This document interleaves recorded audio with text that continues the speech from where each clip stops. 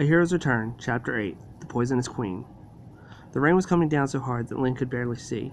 If not for the lighting, he would not have seen the giant legs swinging towards him. The monster stood from what he could see 30 feet tall. It had 8 legs, and as it tried to bite him,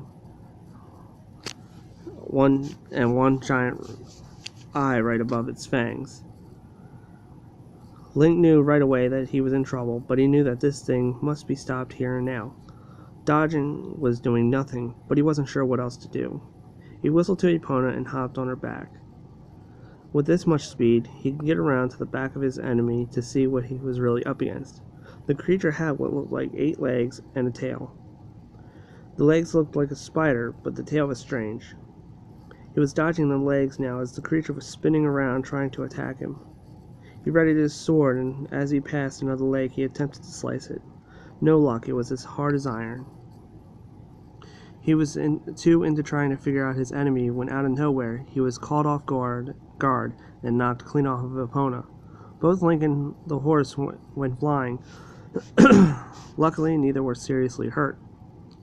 Epona just ran away while he was trying to regain his footing. He finally stood up and saw that the rain had slowed down quite a bit. He saw that what he was facing was indeed a spider-like creature, but the tail was still throwing him off. With a hiss, it lowered its tail and laid a few eggs. Within seconds, they hatched, and many versions of it popped out. He looked around to look for his sword. He couldn't see it anywhere. What a time to lose it. With Epona gone, his sword lost, and the fact that he left his friends back at Kakariko, the only thing he had was his shield. Oh great, he thought to himself. He took the shield and started swinging at the baby spiders as they drew close. Eventually they had him cornered. He had no idea how to defeat these things without a sword. Just as they jumped on top of Link, an arrow seemed to appear out of nowhere and hit one, and that in turn knocked another off. He watched as another flew straight into the huge spider's eye. It hissed and backed away for a bit. He turned to where both had come from and saw both Saria and Malon carrying bows and quivers. "Did you really think you could leave us?" Saria knocked another arrow and knocked the last one off. "It seems to me that we're doing more saving than you are." She ran over to help Link up. "Hurry up, you two, it's coming back." Malon was preparing another arrow as she was hit with some sort of gunk. It didn't take long to figure out that it was poison. She fell over and passed out before she could utter another word. Link didn't even get the chance to thank them as Saria turned and shot another arrow at the creature's eye. It backed away again and both rushed towards Malon. Saria checked to make sure she was still alive. "She's still breathing." She sighed with a bit of relief. "You go distract it while also looking for your sword. I'll get to healing her." Link didn't even hesitate. He grabbed the bow and quiver for Malon. "Oh, and take my arrows as well." He had never shot a bow before, but he had to learn quickly. It was rushing towards them once again, but this time it had started to speak. "How dare you kill my babies and take my food?" Its fangs clicked as it spoke. "Do you not know who I am? I am the queen of all arachnids. I am Queen Goma. How dare you treat me with such disrespect?" "Disrespect? You were the one that attacked me." He walked away from Saria and Malon and led the queen away. "Besides, why are you here? This was an innocent little ranch. What is here that you could possibly want?" "Don't act like you don't know, child." She started inching towards Link now. "There is a great power lying beneath these grounds, and I was sent to search and retrieve it by any means necessary." Back at Malon, Saria was trying her best to heal her, but hadn't had time to get used to her abilities. But she knew she had to concentrate. A light started to emanate from her hands, and she began to hope that it would work. She looked up to see that Link hadn't yet found his sword. Just then, as the rain stopped and the clouds started to clear, she saw a glare come not too far from where he stood. She stopped what she was doing, grabbed her bow, and shot an arrow between Link and Goma so he would get her message. Link saw and looked over to where the arrow landed, and not 2 feet away, his sword was laying in the grass. Excuse me. He ran over to grab it, and the spider followed suit. She didn't get far, as another arrow hit one of her front leg segments, knocking her over. Link obtained his sword and returned to the spider as she struggled to get up. He took the sword and lunged straight into her eye. She wriggled a bit, and then everything stopped. Link took his sword and walked back over to his friends. Saria got back to healing Malon, and it took a while, but she was completely healed. She sat up to see that the spider looked dead. "Are you sure she's dead?" Just as she had said that, they started to hear a cracking noise. All three looked over to see the Spider Queen shedding. What was coming out looked even more gruesome than the last. Link just had a thought. The last time I was here, I saw something glowing in a hole in the mill in the back. He looked and saw that it was still somehow intact. Maybe it leads to a secret passage under the ranch. They rushed around the spider. Luckily, the molding process took a while. Inside, they saw the hole he was referring to. They had no arrows left, but then they all had the same thought. Navi! They had completely forgotten about her. She was nowhere to be found, so she must have been hiding in Epona's side satchel. Link walked back out and saw that the molting process was almost complete.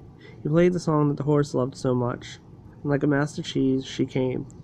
He looked in the satchel, and sure enough, she was hiding in there the whole time. Without hesitation, he grabbed her, smacked Epona so she would run away from the danger, and ran back inside. What is the meaning of this? Navi looked a little more than angry at this point. You have to be gentle. We don't have time. Sorry, I interrupted.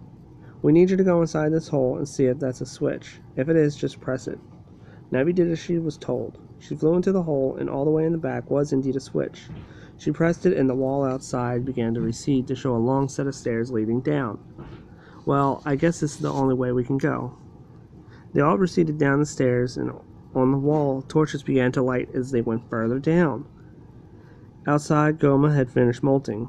She was smaller, but had a harder shell. Her tail was gone, and she had a more pronounced thorax. She was gray in color, and her fangs were much larger than the last. Coming to her senses, she noticed that her prey had vanished. Sensing the power line beneath, she headed towards the mill. With great force, she destroyed its walls, only leaving the floor and now open passageway. With her new body, she was now able to pull her legs in and squeeze through the very tight spaces. She pushed herself down the stairway, crushing anything attached to the walls. At the bottom, all four stood in front of a giant door. Link, Saria, and Malon pushed together to open it. It just would not budge. That's when Saria noticed something written on the wall to her right. Hold on, guys. She walked over and dusted off the little message. To enter this sanctuary, one must cast aside any darkness. Just then, they heard screeching coming from the stairs. You have got to be kidding me. Although overly large, the spider was catching up to them pretty quickly. Well, we don't deal with the dark, so how are we going to open the door? Then it hit him. The sword he got from his dark counterpart, it was born from the shadows. He took the sword and jammed it into the wall just under the message. His idea worked. The doors began to open inward. They rushed inside and attempted to close the doors behind them. Just as they got it shut, all four got a glimpse of the hideous face of the new Goma. It banged on the door to try to enter. Luckily, it was in vain. They took a breather before really taking a look at what was under the ranch. They had reached a large room with pillars placed up and down each side of the room. Each pillar had vines beautifully carved into them. The floor was clear except for the Triforce symbol etched into the stone. The only one colored in was the bottom right. At the end of the room was a statue of what appeared to be a rendition of the goddess Furore. The statue seemed to be in a praying position, with her head held low and her hands held outward, holding a miniature completed Triforce. He stepped forward to get a closer look at the statue. As he started to walk over the Triforce symbol, it, along with the statue, began to glow. He was engulfed by a white light, and the scenery before him vanished. The last thing he saw was Malon, Saria, and Navi just staring in amazement. The wall of light finally lowered, and then he saw he was in the same place, but everything looked new and not broken. The carved vines were now real, and the girls were nowhere to be found. He looked to see that in the statue's place was now a throne, and sitting in it was who had to be none other than Furore herself. She was average height with brown hair. She wore a beautiful green dress, and above her, sitting on top of the throne, was a replica of the Triforce. Where am I? Why was I brought here?" She rose from her seat and walked towards him slowly. "Hero of Time, it is your duty to protect this land and save it from a great evil that is soon to escape a realm not even we understand." She caressed his face and took a closer look at him. "Sadly, you are not as strong as you once were, Hero of Time.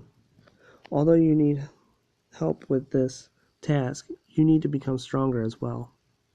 She walked back over to her throne and sat back down. "We are in a spirit realm, but do not fear, as your body is protected by my power. Nothing can touch you so long as my power still holds." "Why bring me here?" Link tried walking up to her, but was unable to move. She was able to touch him and move freely, but he was stuck within the mark on the floor. "You may already know that me, Nairo, and Din placed a good portion of our powers in 3 rings and scattered them across the land. But to attain them, you have to overcome many trials and become as you once were." She conjured a box from out of thin air and opened it. "As this is just the spirit realm, I can only show you what you are looking for." Inside was a light blue earring. "My ring is in the sanctuary that you entered before you got here, but it is up to you to figure out where it is hidden." She waved her hand, and the wall of light had reappeared. As everything in front of him was changing again, he could hear her utter one last thing. "Though you may find the rings, they will be useless without the Book of Hyrule." He was back where he started. Something wasn't right, though. The girls were missing, and the door was open. He looked around, but still nothing.